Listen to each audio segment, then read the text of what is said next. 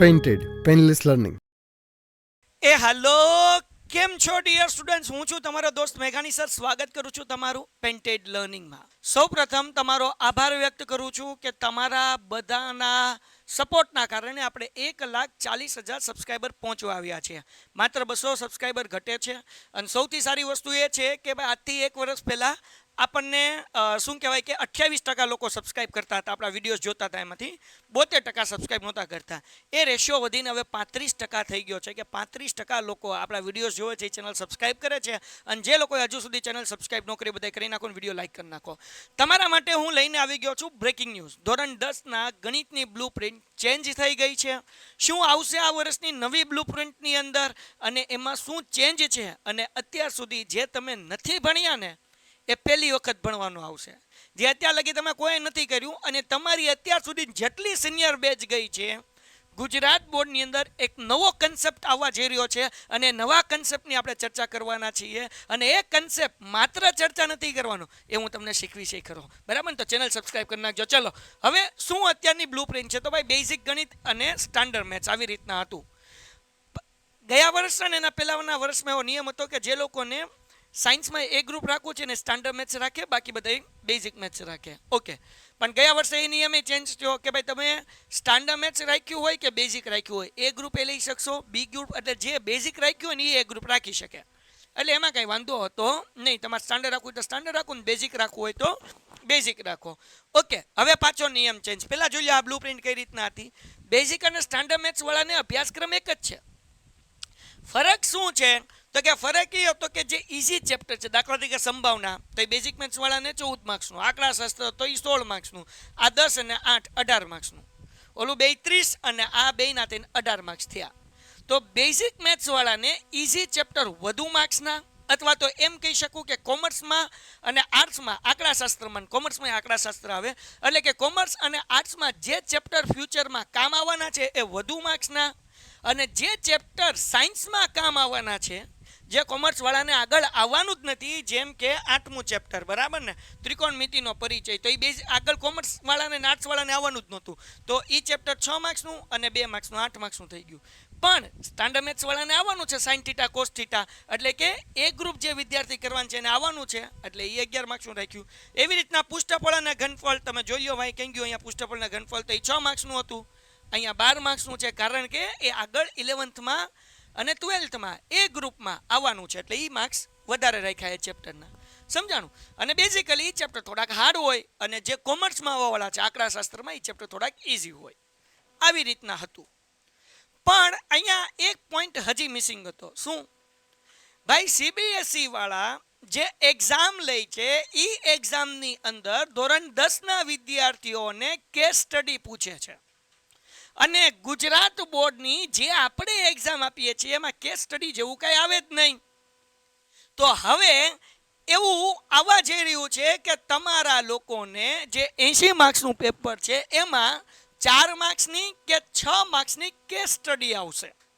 Case study એટલે શું? તો કે એક કેસ આપ્યો હશે, એટલે કે એક શું કહેવાય કે માનો કે ભાઈ વ્યવહારિક જીવનનું એક્ઝામ્પલ આપ્યું હશે, અને પછી તમને શું કહેવાય કે સવાલ પૂછ્યા છે, ને તમારે એના જવાબ દેવાના. કેસ સ્ટડીના પ્રશ્નો આવશે, અને જે આપણી ચોપડીમાંથી હોઈ શકે છે, અથવા આપણી ચોપડીનો કોન્સેપ્ટ હોય અને પ્રશ્ન બહારનો હોઈ શકે છે. આ કેસ સ્ટડી આવશે. તમે કહો સાહેબ અમારે આમાં કેમ કરવું? અમે તો કોઈ દે આવું કર્યું જ નથી, અમને આઈડિયા જ નથી. ભાઈ ચિંતા હું લેવા કરવાની? આપણને બોર્ડવાળા એક બ્લુ પ્રિન્ટ, એક મોડલ પ્રશ્નપત્ર આપશે, અને એ મોડલ પ્રશ્નપત્ર આપશે, એની અંદર એ જે શું કહેવાય કેસ સ્ટડી એડ કરેલી હશે, અને આ બધા ચેપ્ટરના જે માર્ક્સ છે એમાં પણ ચેન્જીસ આવશે. અને એ ચેન્જીસ આવશે એટલે આપણે એ પ્રમાણે હું તમને તૈયારી પણ કરાવીશ, એટલે ચિંતા કરવાની જરૂર નથી.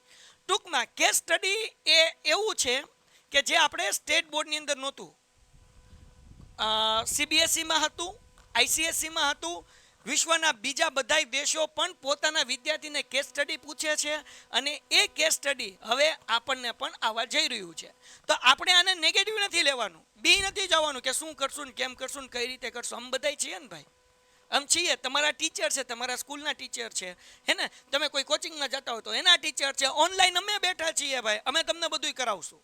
ચિંતા કરવાની જોઈએ નથી. પણ આ તમને બ્રેકિંગ ન્યૂઝ એટલા માટે હું પહેલા આપું છું કારણ કે તમે મેન્ટલી રેડી થઈ જાઓ કે આવું આપણને પૂછાવાનું છે. સો આ બ્રેકિંગ ન્યૂઝ છે. જો હજુ સુધી તમે લોકો ગોખણિયું ગણિત કરતા હો તો હવે એ કરવાનું બંધ કરી દેજો, કારણ કે ગોખણિયું ગણિત કામ નહીં આવે.